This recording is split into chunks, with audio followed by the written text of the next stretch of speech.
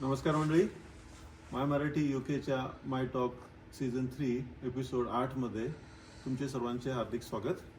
आज आपल्यासोबत special guest म्हणून एक अतिशय गुणी आणि मल्टी टॅलेंटेड अशी पर्सनॅलिटी आहे आणि त्यांचं नाव आहे अनिल खेडकर. नमस्कार. नमस्कार.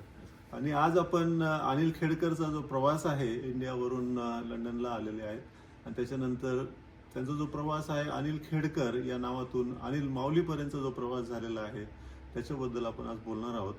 तर सुरुवातीला just little bit brief about you की Anil has done masters in pharmaceutical and then he did PhD in clinical research. So I think first of all आपण असं करू की त्यांना सुरुवात कशी झाली ते विचारूया. नाही, नमस्कार सर्वांना. रामकृष्ण हरी. माझ्या प्रवासाची सुरुवात ही 2008 साली युकेला मास्टर्स करण्यासाठी झाली. म्हणजे भारतामध्ये बी फार्मसी नंतर युकेला मास्टर्सला आलो आणि स्टुडंट लाईफमध्ये जे काही आपलं महाराष्ट्रीयन कल्चर आहे किंवा आपली जी भारताची संस्कृती आहे त्याचा कुठेतरी परदेशामध्ये शोध घेत याचं सर्व बीज रोवलं गेलं असं म्हणेल मी. आणि 2010 पासून मग प्रोफेशनल करिअरची सुरुवात झाली फार्मास्युटिकल इंडस्ट्रीमध्ये आणि मग 2012 पासून मग स्वतःची मी रेग्युलेटरी अफेअर्स कन्सल्टन्सी सुरू केली. पुढे मग वेगवेगळ्या व्यवसायामध्ये उतरलो. त्याच्यातलाच एक व्यवसाय म्हणजे तुमचं रोशनी रेस्टॉरंट होतं स्टेन्सला आणि मला आठवण अशी आहे की ऑगस्ट आय थिंक 2019ला आपण भेटलो तिकडे आणि it was a very good journey. त्या फार्मास्युटिकल आणि रेस्टॉरंट कसं हे झालं मिक्सअप तेव्हा? म्हणजे मला सांगायला आनंद पण वाटेल आणि अभिमान पण वाटेल. जेव्हा मी युकेमध्ये आलो होतो त्यावेळेस स्टुडंट असताना माझा पहिला जॉब हा रेस्टॉरंटमध्ये ॲज अ पोर्टर होता. म्हणजे पोर्टर काय असतो हा शब्द आपल्याला माहिती नसतो साधारणतः महाराष्ट्रातून आल्यानंतर. तर 2008 साली मला ती तारीख पण अजून आठवते, 22 सप्टेंबर 2008ला माझा रिचमंडला पहिला रेस्टॉरंटमध्ये जॉब होता ॲज अ पोर्टर. आणि मला अभिमानाने सांगायला आनंद होईल की 1 डिसेंबर 2016ला माझं स्वतःचं युकेमध्ये रेस्टॉरंट होतं, जे की एक साईड हसल म्हणूया आपण. फार्मासोबत चालू असताना काहीतरी उद्योग व्यवसाय करायची एक धडपड आपल्या डोक्यामध्ये असते. त्याची सुरुवात म्हणून हे रेस्टॉरंट सुरू केलं 2016ला आणि मला वाटतं त्याच्यातून भरपूर काही शिकायला भेटलं. खूपच छान. तर तुमचं क्लिनिकल रिसर्च होतं PhD. मग त्या रिसर्चमधून सायंटिफिक रिसर्चवरून सोशल रिसर्चमध्ये कसं आलं तुम्ही? नाही, नक्कीच. याची जर आपण बॅकग्राऊंड पाहिली की प्रत्येकजण आपल्या क्षेत्रामध्ये काही ना काही धडपड, काही ना काही एकदम उच्च पदावरती जायची धडपड चालू असते. पण हे चालू असताना आपण जर विचार केला तर माणसाच्या ज्या लाईफ आहेत त्याच्यामध्ये 4 मुख्य तुमच्या लाईफ येतात. Social life, physical life, mental life आणि चौथी जी आहे ती आहे स्पिरिच्युअल लाईफ. तर आपल्याला फिजिकल ही व्यायामातून, एक्सरसाइजमधून सगळ्यांनी सांगितलेली आहे. मेंटल हेल्थ आता कोविडपासून सगळ्यांना अवेअरनेस आलेला आहे. सोशल हेल्थ आपण सोशल ॲक्टिव्हिटीमधून करतो, पण स्पिरिच्युअल जी आहे ती पण गरजेची आहे. तर मला असं वाटतं हे 4 क्वाड्रंट आहेत आपल्या आयुष्याचे जे बॅलन्स करून चालायला पाहिजेत. आपल्याला लहानपणापासून शिकवण अशी झालेली की फक्त आपण व्यायाम करायचा, एक्सरसाइज करायची आणि योग्य आहार घ्यायचा, ते महत्त्वाचं आहेच. पण त्याच्यासोबत पण तुम्हाला स्पिरिच्युअल आणि मेंटल किंवा इमोशनल लाईफ याचा पण आधार लागतो. तर करिअरमध्ये असताना कुठेतरी कामाचं ताण येणं किंवा व्यवसायामध्ये असताना वेगवेगळ्या होणाऱ्या गोष्टीमध्ये प्रेशर हँडल करणं, त्याच्यामधून कुठेतरी स्पिरिच्युअल जर्नीचा शोध सुरू झाला की आपल्याला पैसा देवाच्या कृपेने येतोय, काम भेटतंय, भरपूर ॲक्टिव्हिटीज होत आहेत आयुष्यामध्ये, पण मग कुठेतरी समाधान जे आहे आयुष्यामध्ये त्या समाधानाचा शोध घेता घेता मग स्पिरिच्युअल जर्नीकडे निघालो. तर जी तुमची स्पिरिच्युअल जर्नी तुम्ही उल्लेख केला आहे आता, तर मला आठवतं की कोविडच्या टाइम्समध्ये कोविडमध्ये सुद्धा ऑनलाईन वारी आणि तुम्ही आय थिंक पंढरपूरची पण वारी केली होती, तर त्याबद्दल तुम्ही थोडं सांगू शकता? नाही, नक्कीच. म्हणजे आता मला जवळपास 7 वर्ष झाले मी पंढरपूरची वारी करतो, आळंदी ते पंढरपूर. आणि 2017ला मी पहिली पायी वारी केली आळंदी ते पंढरपूर. आणि अनफॉर्च्युनेटली कोविडमध्ये 2 वर्ष वारी होऊ शकले नाही, 2020 आणि 2021ला. पण मग युकेमध्ये असताना मनामध्ये खंत होती की आपली यावर्षी वारी चुकतीये. तर आपण शरीराने जाऊ शकत नाही पण मनाने का नाही जाऊ शकत. मग असा संकल्प घेतला. मग माझ्या वाईफ सोबत, निकेता सोबत बोललो आणि तिला बोललो आपण व्हर्च्युअल वारीचा संकल्प करूया. आपण लोकांना आव्हान करू की एक व्हॉट्सअप ग्रुप क्रिएट करू आणि आळंदी ते पंढरपूर जे 220-230 किलोमीटर अंतर आहे ते आपण आपल्या आपल्या एरियामध्ये कोविडचे रेस्ट्रिक्शन सांभाळून व्हर्च्युअली चालूया. आणि सरप्राइझिंगली मला सांगायला आनंद होता की लोकांचा खूप चांगला प्रतिसाद भेटला. जवळपास 300हून अधिक लोक त्या व्हर्च्युअल ग्लोबल वारीमध्ये सहभागी झाले आणि फक्त युकेचेच नाही तर India, Netherland, Germany, USA, Kenya, Dubai या भागातून पण जे विठ्ठल भक्त होते ते व्हर्च्युअली जॉईन झाले. तर मला असं वाटतं तो एक जो व्हर्च्युअल वारीचा अनुभव होता तो युनिक होता. त्या व्हर्च्युअल वारीनी आठवलं की आय थिंक इथे सुद्धा जेव्हा लॉकडाऊनमध्ये it was allowed to go in the park, तेव्हा इथे UK मध्ये बरेच मंडळी आय थिंक वारीचा जे अनुभव आहे त्यांनी पार्कमध्ये जाऊन घेतला Correct. असं आठवतंय. नक्की नक्की. म्हणजे आपली ही जी व्हर्च्युअल वारी आपण सुरू केली होती त्याचे आपण आषाढी एकादशीला सांगता केली होती. तर स्लावच्या जवळ ब्लॅक फॉरेस्ट म्हणून एक पार्क आहे, तर तिथे आपण सर्वांना आमंत्रित केलं होतं आणि त्या एक प्रतिकात्मक आपण वारीचं सांगता त्या फॉरेस्टमध्ये केली होती. तर ही एक आय थिंक जी नवीन टेक्नॉलॉजी आपण व्हर्च्युअली सर्व जग जवळ येते तर कुठेतरी आपण या वारीला पण व्हर्च्युअली एकत्र आणण्याचा प्रयत्न केला होता. आय थिंक त्या वारीतून आणि ग्लोबल वारी जी तुम्ही केली, ऑनलाईन केली, व्हर्च्युअल केली, मला वाटतं त्यामधूनच अनिल माऊली हा लोकांना म्हणजे जवळ आल्यासारखं वाटला. आणि त्याच्यानंतर मला वाटतं तुमचं जे जर्नी सुरू झाली अबाउट ते माऊलीच्या पादुकाबद्दल. बरोबर. मग त्याची सुरुवात आणि संकल्पना कशी झाली ते तुम्ही सांगा. नाही नक्कीच. जसं मी सांगितलं की युकेला आल्यानंतर आपण आपल्या संस्कृतीचा कुठेतरी शोध घेत होतो. म्हणजे आपल्याला ती संस्कृतीची आठवण येत असते आणि प्रकर्षाने युकेमध्ये सेटल झाल्यानंतर जाणवलं की आपल्या मराठी माणसाचं अस्मितेचं एखादं प्रतीक काहीतरी पाहिजे. म्हणजे आपण अभिमानाने आणि रिस्पेक्टफुली बाकीच्या मंदिरामध्ये जातो. गुजराती लोक असतील, पंजाबी लोक असतील, साऊथ इंडियन असतील किंवा बाकीचे इतर धर्मियांचे पण जे तीर्थक्षेत्र आहेत त्या ठिकाणी आपण जातो. पण कुठेतरी एक मनामध्ये खंत होती की आपल्या मराठी माणसाचं असं हक्काचं मंदिर नाहीये. आणि मग त्याचा शोध सुरू झाला. मग लाईक माइंडेड लोकांशी बोलायला सुरुवात झाली. मग विचार आला की अरे आपला महाराष्ट्राचं आराध्य दैवत आहे आपला भोळा पांडुरंग, तर आपल्या विठ्ठलाचं मंदिर का असू नये भारताबाहेर. आणि मग ही संकल्पना डोक्यात आल्यानंतर आपल्या जवळच्या व्यक्तींशी बोलल्यानंतर वाटलं की चला आपण एक प्रयत्न तर करून पाहू की मंदिर होतंय का. आणि त्या प्रयत्नांसाठी मला वाटतं तुम्ही आधी पादुका इकडे आणण्याचा जो घाट घातला किंवा तुम्ही विचार केला आणि त्याला जे मूर्त स्वरूपात कसं घेऊन आला तुम्ही, की तुम्ही तिथून घेऊन आला. तर साहजिकच आहे की पादुका पंढरपूरहून तुम्ही आणताय. तुम्ही तर काय एरोप्लेनने लाईक फ्लाईटने आले की लगेच एका दिवसात इकडे येतात. पण त्यामधून तुम्हाला असं कसं वाटलं की आपण प्रत्येक देशातून पायी जावं आणि इकडे यावं, असं कसं वाटलं तुम्हाला आणि how did you manage that? नाही नक्कीच. म्हणजे जेव्हा असं वाटलं की आपल्या पांडुरंगाचं इथे काहीतरी अस्तित्व असावं युकेमध्ये, मग विचार आला की आपण पायी वारी करतो. महाराष्ट्राच्या किंवा भारताच्या वेगळ्या भागामधून दिंड्या या पंढरपूरला पांडुरंगाला भेटायला जातात पांडुरंगाचा आशीर्वाद घेऊन येण्यासाठी. तर आपल्याला जर विठ्ठल रुक्मिणीचं मंदिर बांधायचं युकेला तर आपण काहीतरी प्रतिकात्मक आशीर्वाद घेऊन यायला पाहिजे. आणि म्हणून मग वारीची संकल्पना आली की जी 750 वर्ष जुनी वारी परंपरा आहे त्या परंपरेचा आधार घेऊन आपण असं काहीतरी करू शकतो का. मग डोक्यात विचार आला की मग आपण पादुका पंढरपूरवरून युकेला घेऊन यायच्या का. आता वारी ही तसं पाहायला गेलं तर पायी वारी होते, पण प्रॅक्टिकली विचार करता भारतातून युकेला पायी येणं हे थोडं इम्पॉसिबल आहे. कारण जवळपास एक 17-18 हजार किलोमीटरचा प्रवास आणि त्यामध्ये सेफ्टीचे चॅलेंजेस. मग पायीच्या नंतरचे जे सर्वात अवेलेबल ऑप्शन होतं म्हणजे बाय कार. आणि म्हणून संकल्पना आली की आपण भारतातून पंढरपूरमधून पांडुरंगाच्या पादुका पूजा वगैरे करून युकेला घेऊन येऊ आणि ह्या रोडने घेऊन येऊ.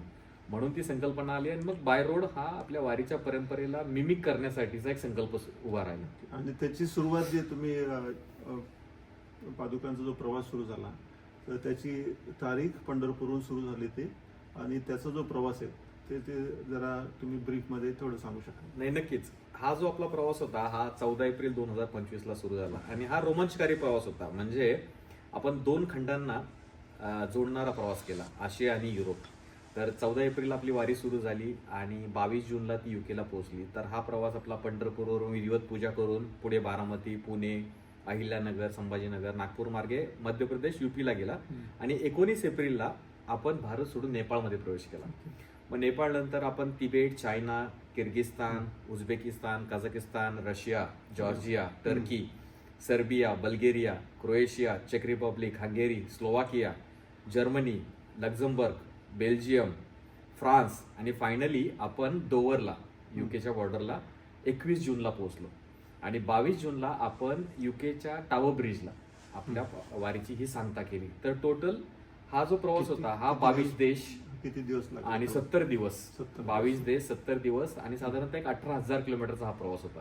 बापरे, खूपच छान. आणि हे जे तुम्ही 22 देशामधून पादुकांचं जर्नी करून आलात, तर तिथे तुम्हाला कसा अनुभव होता वेगवेगळ्या कंट्रीजमध्ये? नाही म्हणजे सरप्राइझिंगली मला भारतामध्ये अपेक्षा होती की लोक पादुकांचं दर्शन घ्यायला येतील, भेटीला येतील, कारण साहजिक आपलं तर कल्चर आहे, आपण लोकांना पांडुरंग म्हणजे काय, वारी म्हणजे काय हे माहिती आहे. पण खरा अनुभव आला मला भारताबाहेर. म्हणजे नेपाळमध्ये जे महाराष्ट्रीयन लोक होते किंवा विठ्ठल भक्त होते ते मला काठमांडूमध्ये भेटायला आले. त्याच्यानंतर खरा रोमांचकारी अनुभव हा मला मिडल एशियन कंट्रीजमध्ये आला, मध्य आखाती देशामध्ये, जिथे किर्गिस्तानमध्ये ऑश नावाची सिटी आहे. 1,200 मुलं, महाराष्ट्रीय मुलं जे तिथे शिकायला गेले त्या मुलांनी कार्यक्रम केला. आणि दुसरा एक म्हणजे जॉर्जियामध्ये तिबिलिसीला साधारणतः 700 ते 800 मुलं आले होते. हो, आणि जे आपले मराठी मुलं MBBS साठी गेलेले आहेत तिकडे, तर त्या मुलांनी पूर्ण हॉल भरून पादुका दर्शनाला आले, अभंग गायले त्यांनी. म्हणजे जसं वारीचं आपलं स्वागत होतं भारतामध्ये तशा प्रकारे स्वागत केलं. आणि तिथून पुढे युरोपच्या प्रत्येक देशामध्ये आपल्या वारीचे कार्यक्रम झाले आणि प्रत्येक देशामध्ये उत्स्फूर्तपणे त्यांनी आपलं स्वागत केलं.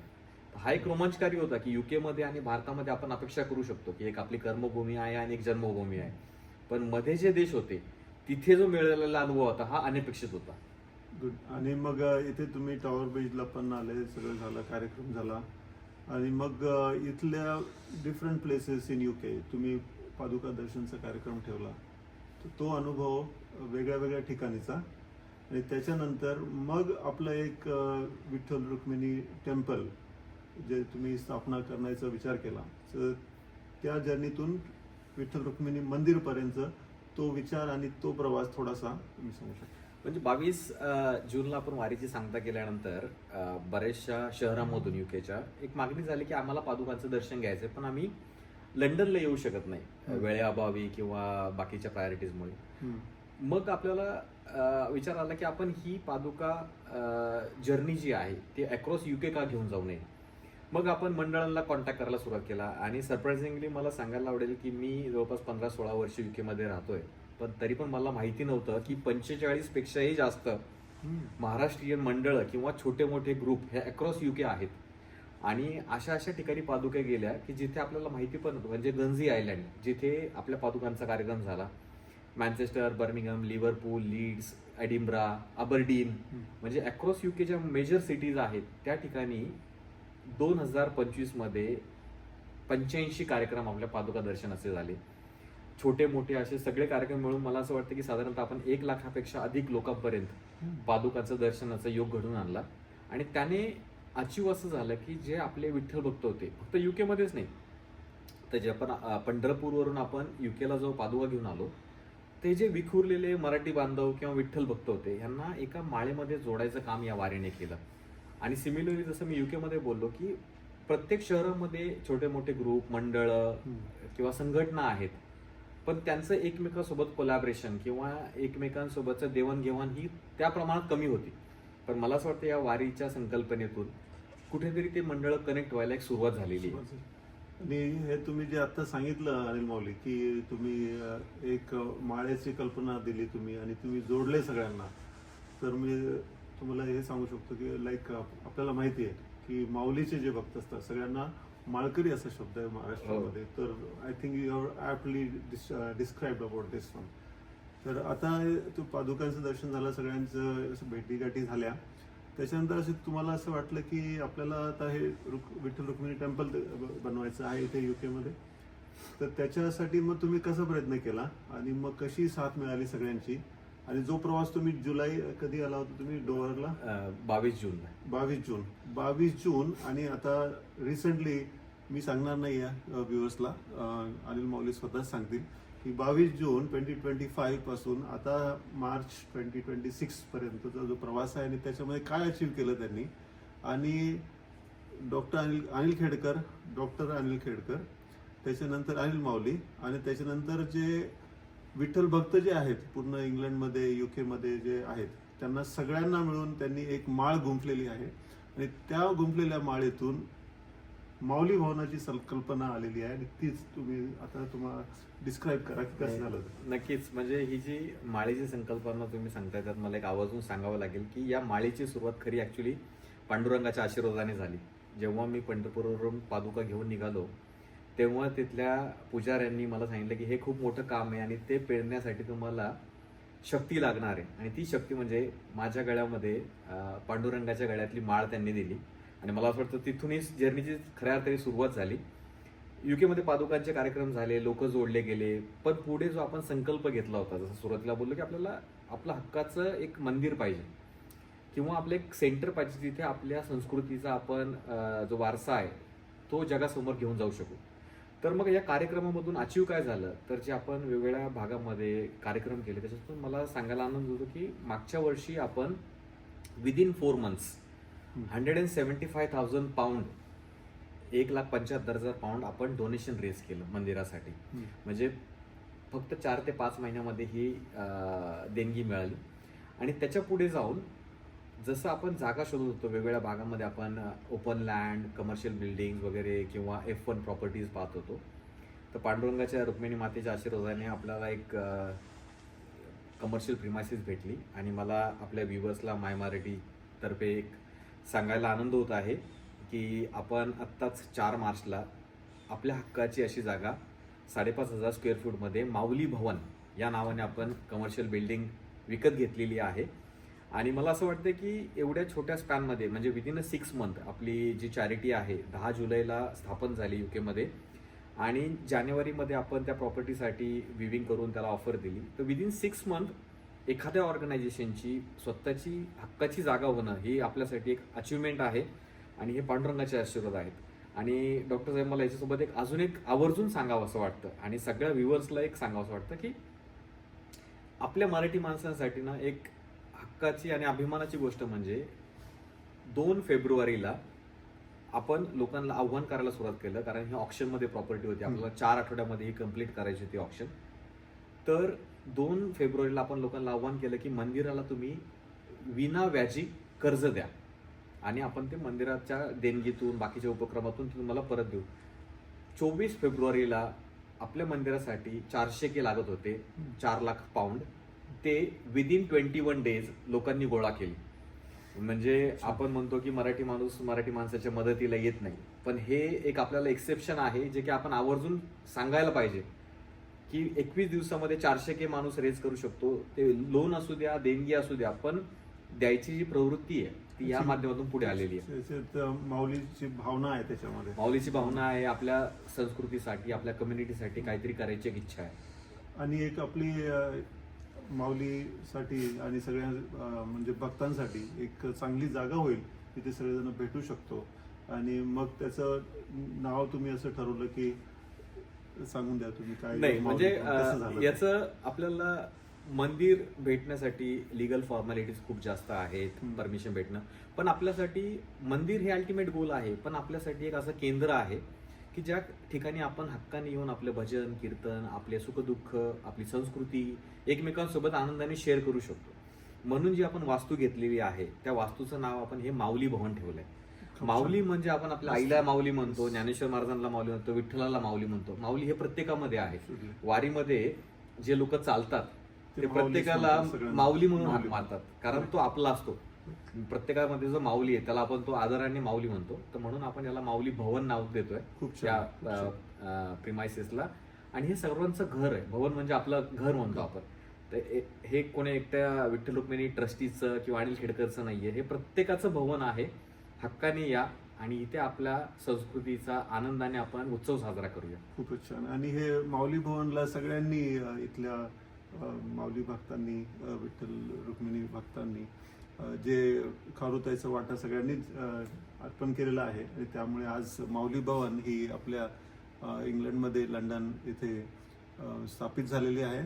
आणि इथे सगळ्यांना महाराष्ट्राला म्हणा किंवा सगळ्या ग्लोबली जे पण इकडे येतील त्यांच्यासाठी एक असं एक स्थान आहे जिथे तुम्ही येऊन माऊलीच्या पादुकांचं दर्शन घेऊ शकता आणि मग काही प्रयत्नांनी जेव्हा विठ्ठल रुक्मिणी टेम्पल किंवा मंदिर तयार होईल तेव्हा सगळ्यांना पण येता येईल आणि त्यांना इथे काय म्हणतात भरभरून आशीर्वाद मिळतील असं वाटतं. तर माऊली भवनानिमित्त आणि विठ्ठल रुक्मिणी टेम्पल मंदिराबद्दल तुम्ही व्ह्युअर्सला आणि पूर्ण जनतेला महाराष्ट्रातील किंवा UK मधील किंवा ग्लोबल सगळ्यांतून तर I think if you can tell them your message please. नाही, नक्कीच. म्हणजे मला असं वाटतं आपल्या सर्व माऊली भक्तांच्या हार्डवर्कमुळे आणि विठ्ठल रुक्मिणीच्या कृपाशीर्वादाने एवढ्या छोट्या कालावधीत आपण खूप काही करू शकलो. पण आपल्याला इथे थांबायचं नाहीये, ही सुरुवात आहे फक्त. आता आपण माऊली भवनने सुरुवात केली आहे, पण पुढे जाऊन आपलं विजन मोठं आहे की आपल्या हक्काचं मोठ्या जागेमध्ये एखादं मंदिर असावं जिथे भक्त निवास असेल, आपल्या संत परंपरा आहेत, अभंग आहेत, त्याचं जगाला आपण वर्णन दाखवावं, त्याचं म्युझियम करता येईल असं, किंवा पुढे जाऊन एक्झिबिशन हॉल्स असतील किंवा मोठे कार्यक्रमाचे हॉल्स असतील. हे आपलं स्वप्न आहे की एखाद्या मोठ्या परिसरामध्ये आपल्या हक्काचं एक UK मध्ये प्रति पंढरपूर उभं राहावं. तर त्याची सुरुवात आता ह्या माऊली भवनने आपण केलेली आहे. आर्थिक पाठबळीशिवाय हे काही शक्य नाहीये. आणि जसं आतापर्यंत आपण सर्वांनी सढळ हाताने मदत करत आलेला आहात, तसंच मी सर्व व्ह्युअर्सला एक विनंती करू इच्छितो की फुल ना फुलाची पाकळी, प्रत्येकाला जसं जमेल तसं आपण विठ्ठल रुक्मिणी मंदिराच्या उभारणीसाठी हातभार लावूया. जसं मी सांगितलं की 400K हे बिनव्याजी कर्जाने आपल्याला दिले गेलेले आहे. आपल्याला ती परतफेड पण करणं आहे, नवीन नवीन उपक्रम पण करायचे आहेत.